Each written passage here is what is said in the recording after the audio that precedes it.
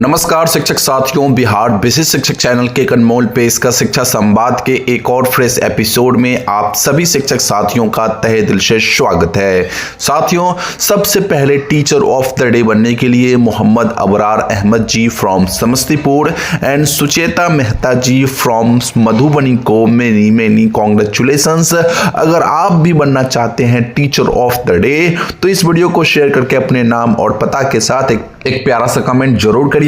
खबरों की सिलसिला स्टार्ट करें तो पहली बड़ी अपडेट, आंगनवाड़ी केंद्रों में अब रोज 2 घंटे पढ़ाएंगे शिक्षक। जी हां शिक्षक बंधुओं, राज्य के 1,12,000 आंगनवाड़ी केंद्रों में आने वाले बच्चों को अब नियमित रूप से प्राथमिक शिक्षा से जोड़ने की तैयारी अंतिम चरण में है।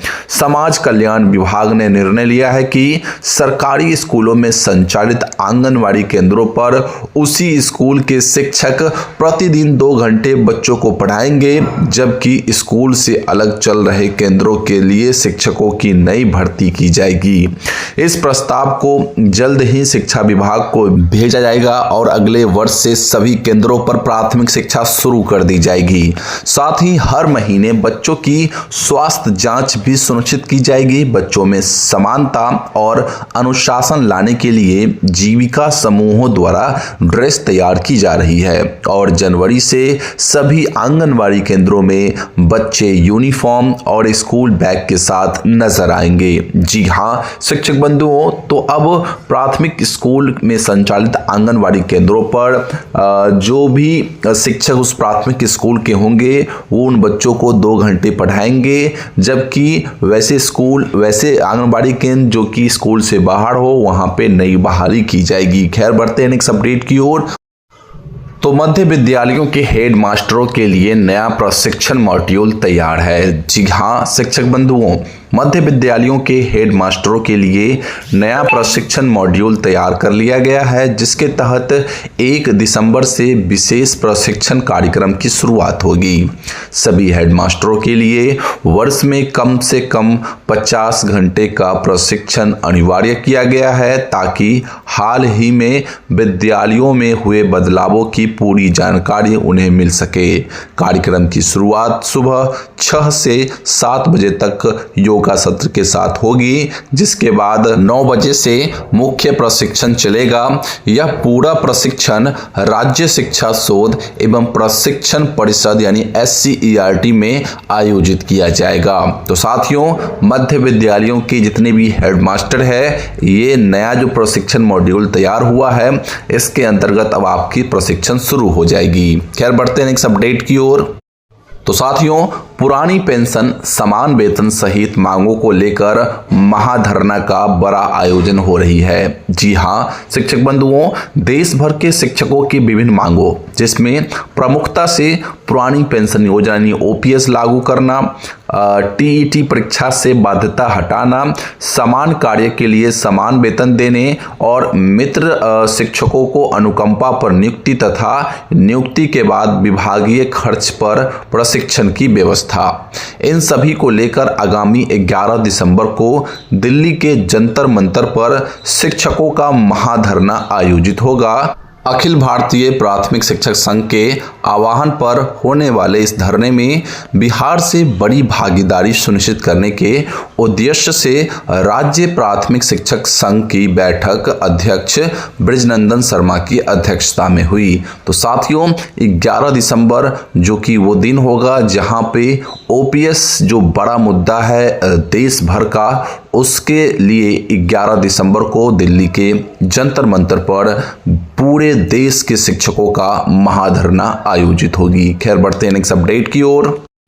तो बिहार के 81,223 स्कूलों में बच्चों की डिजिटल हाजिरी अब लागू हो चुकी है। साथियों, मैं आपको बताना चाहूँगा, इसका पूरा मॉड्यूल जारी कर दिया गया है।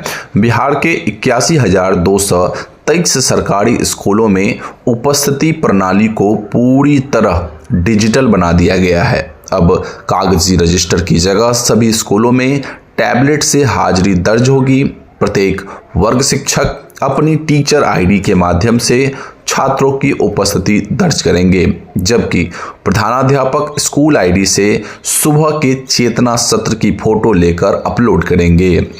इससे न केवल शिक्षकों व छात्रों की वास्तविक उपस्थिति का ऑनलाइन रिकॉर्ड मिलेगा, बल्कि स्कूलों में पारदर्शिता, अनुशासन और समय पालन की निगरानी भी मजबूत होगी। तो साथियों, आप सभी तैयार रहे। बहुत जल्द, इनफैक्ट कई जगहों पर आज से ही ये डिजिटल हाजिरी लागू हो चुकी है।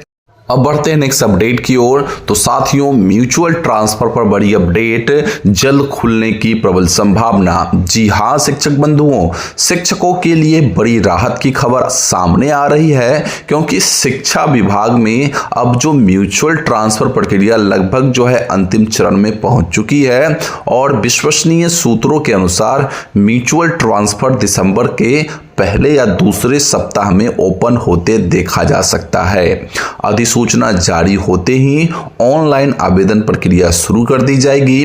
लंबे समय से इंतजार कर रहे शिक्षकों की प्रतीक्षा अब जल्द समाप्त हो सकती है। हालांकि विभाग की ओर से आधिकारिक नोटिस अभी जारी नहीं हुआ है, लेकिन तैयारियां पूरी बताई जा रही है। तो साथियों, वैसे शिक्षक जो म्यूचुअल ट्रांसफर का इंतजार कर रहे थे, उनके लिए कहीं ना कहीं खुशखबरी है। लेकिन साथियों, अभी ये कोई कंफर्म नहीं हुआ है, ये सूत्रों के हवाले से अपडेट्स निकल के आ रही है, तो इस चीज़ को भी ध्यान रखिएगा। हो सकता है कि ये दिसंबर में ना हो कि जनवरी में भी हो, क्योंकि दिसंबर में नॉर्मल ट्रांसफ़र हो रही है। तो देखना होगा कि जो अपडेट निकल के आ रही है इसमें कितनी सच्चाई होगी, ये तो समय ही बताएगा। खैर, एक जो अपडेट पक्का निकल के आ रही है वो है अवकाश तालिका के हवाले से। और साथियों, खबर है कि अवकाश तालिका 2026 तैयार है और जल्द जारी होने की प्रबल संभावना भी दिख रही है। जी हां साथियों, शिक्षा विभाग में अवकाश तालिका 2026 को लेकर बड़ी खबर सामने आई है। सूत्रों के अनुसार अवकाश तालिका का ड्राफ्ट तैयार हो चुका है और फिलहाल अंतिम साइन की प्रक्रिया जारी है। साइन होते ही इसे आधिकारिक रूप से जारी कर दिया जाएगा। उम्मीद है कि 10 दिसंबर 2025 तक अवकाश तालिका जारी हो जाएगी, अर्थात 5 से 10 के बीच में इसे जारी होने की प्रबल संभावना दिख रही है। हालांकि अभी विभाग की ओर से इसकी भी कोई आधिकारिक प्रेस नोट जारी नहीं हुआ है, लेकिन तैयारियां लगभग पूरी बताई जा रही है। तालिका जारी होने के तुरंत बाद सभी विद्यालयों को अधिसूचना भेज दी जाएगी, जिससे 2026 के सभी त्योहार, छुट्टियां और परीक्षा संबंधी अवकाश अब स्पष्ट हो जाएंगे। तो साथियों, इस बार देखना होगा कि गर्मी की छुट्टी कितने दिनों की मिलती है और जो इस बार हम लोग को 2025 में ठंड की छुट्टी मिली थी, क्या 2026 में भी ठंड की छुट्टी मिलेगी और ओवरऑल छुट्टी कितनी मिलती है, 60 या फिर 65, ये देखना काफ़ी अहम होगा और शिक्षक इसका जोरों शोरों से इंतजार कर रहे हैं।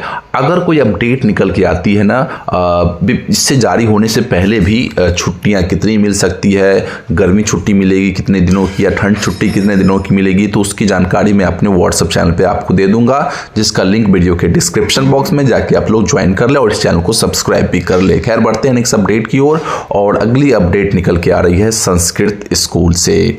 तो साथियों, खबर निकल के आ रही है कि राज्य के सभी संस्कृत स्कूलों में गीता जयंती अनिवार्य मनाई जाएगी। जी हां शिक्षक बंधुओं, बिहार संस्कृत शिक्षा बोर्ड ने राज्य के सभी संस्कृत स्कूलों में 1 दिसंबर को पहली बार अनिवार्य रूप से गीता जयंती मनाने का निर्देश दिया है। इस अवसर पर भगवत गीता के चयनित श्लोकों का सामूहिक पारायण, गीता महिमा पर व्याख्यान, छात्र भाषण प्रतियोगिता और प्रश्नोत्तरी आयोजित की जाएगी। छात्र, आचार्य और कर्मचारी मिलकर गीता अध्यायों का पाठ करेंगे।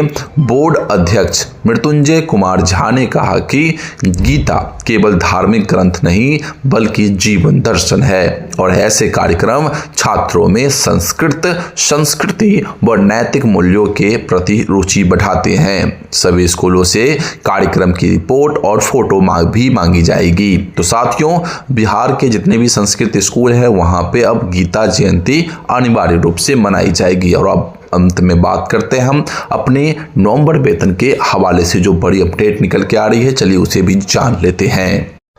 तो साथियों, आज शिक्षकों के वेतन, संरक्षण व एरियर का भुगतान निर्धारित है। जैसा कि आपको पता है साथियों कि आज 1 दिसंबर को विभागीय आदेश के अनुसार बिहार के सभी शिक्षकों को नवंबर माह का वेतन संरक्षण के साथ और एरियर सहित भुगतान होना तय है।